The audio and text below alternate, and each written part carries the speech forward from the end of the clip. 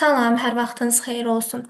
Bugün sizinlə 2024 dekabrın 22-sində keçirilmiş 8-ci sinif Respublika Fənn Olimpiadasının birinci sualına baxacağıq. Xəritəyə əsasən doğru fikirləri müəyyən edin.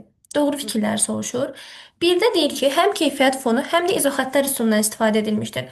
Bu Naxçıvanın yağıntıların dəyişməsini əks etdirən xəritəsidir. Üstündə həmçinin izoterimlər də qeyd edilib. Həmçinin də küləyin istiqaməti. Deməli, yağıntılar demişik ki, keyfiyyət fonu ilə, izotermlər isə izoxəttlər üsulu ilə istifadə edilir. Bu tamamilə doğru cavabdır. Bir də qeyd edim ki, küləyin istiqaməti hərəkət xəttləri üsuluna aiddir. 2. Maksimum və minimum temperatur ən çox yağıntı düşən ərazidə qeydə alınır. Maksimum minimum temperatur Culfar rayon ərazisindədir. Amma yağıntıların ən çox düşdüyü ərazi isə Naxçıvanın dağlıq əraziləridir.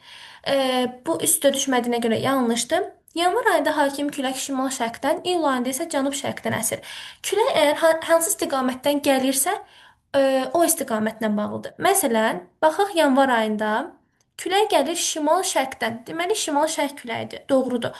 Amma iyul ayında baxaq hardan gəlir? Şərqdən. Deməli, iyul ayındakı şərq küləyidir. Bu variant yanlışdır. 4-də Heydərabad qəsəbəsi Culfa şəhərindən şimal-qərbdə yerləşir. Heydərabad burada, Culfa burada.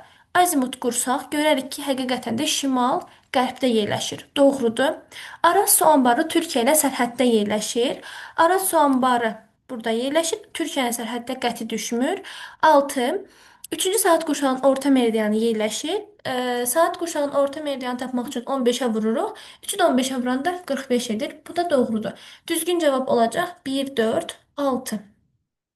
Əgər bu olimpiada suallarının tam şəkli izahını görmək istəyirsinizsə, yorumlarda qeyd edə bilərsiniz. Diqqətinizə görə minnətdaram.